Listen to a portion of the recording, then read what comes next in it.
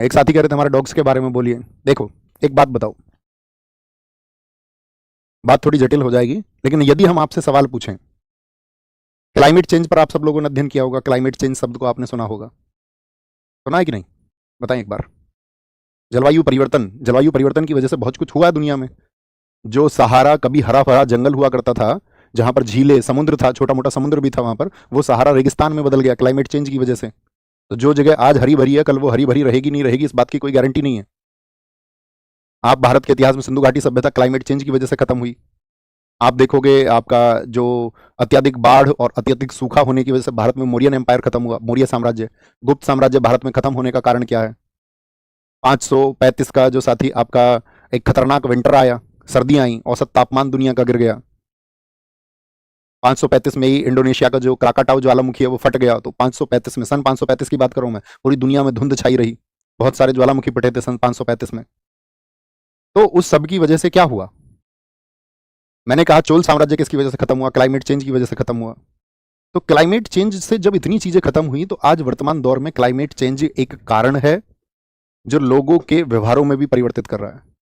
लोग मतलब सभी जीवों के व्यवहारों में जो परिवर्तन है, आप देखते होंगे लाखों प्रजातियां क्यों गायब हो गई, क्यों विलुप्त हो गई। ब्लैक फॉरेस्ट जंगल का अध्ययन किया गया, वहां पर आवाजें रिकॉर्ड की गई, और वहां यह देखा गया कि पिछले 40 वर्षों में जो आवाजें पहले रिकॉर्ड हुई थी, वहां तो कोई खत्म नहीं कर रहा है, वो आवाजें 70% कम हो चुकी हैं, यानी कि वो जीव मर चुके हैं। इस पृथ्वी पर क्या आपका अधिकार है? सिर्फ इस पृथ्वी पर आप एक बात बताएं कि मानवों को रहने का अधिकार है? क्या कुत्ते बात नहीं करते होंगे? दो पैर वाले ज्यादा नेता बनते हैं। वह भी तो ऐसे ही जीव हैं, मतलब मनुष्य ने क्यों उनको नियंत्रित कर लिया? तो ये जो कारण हुआ है ना, जो डॉग्स काट रहे हैं, उनमें जो आपका एक परिवर्तन आया है, मनुष्यों के व्यवहार में जो परिवर्तन आया है, इसका मुख्य कारण है क्लाइमेट चेंज, और क्लाइमेट चेंज को पैदा किया है हम सबने मिलकर। हालांकि हम और आप इसके कम दोषी हैं।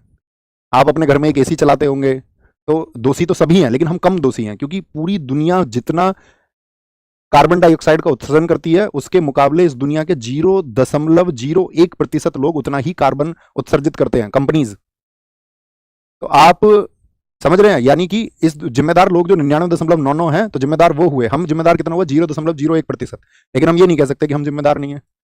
लेकिन कारण तो क्या है? जरूरतें हम सबको हैं, उस सब की वजह से हुआ। अब ऐसा नहीं है कि भाई कुत्तों को जो है इकट्ठे सुप्रीम कोर्ट ने बोला कि यार इतने सप्ताह में इनके लिए शेल्टर बना दो। इस हिंदुस्तान में जो फुटपाथ पर लोग सो रहे हैं, उनके लिए बने शेल्टर, उनके रहने के लिए।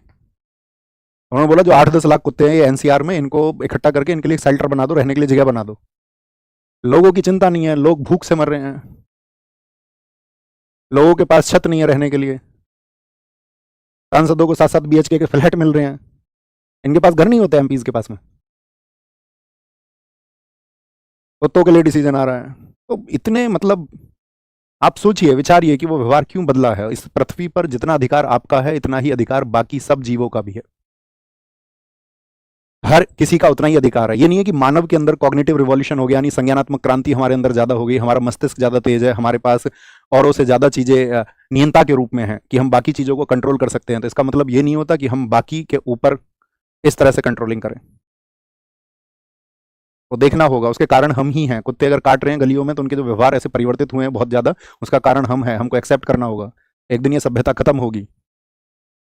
वेनेजुएला के आखिरी ग्लेशियर की जिस तरह से समाप्ति हुई, उसी तरह से हिंदुस्तान का ग्लेशियर भी एक दिन खत्म होंगे। दक्षिण भारत की नदियों का पानी कम हो चुका है।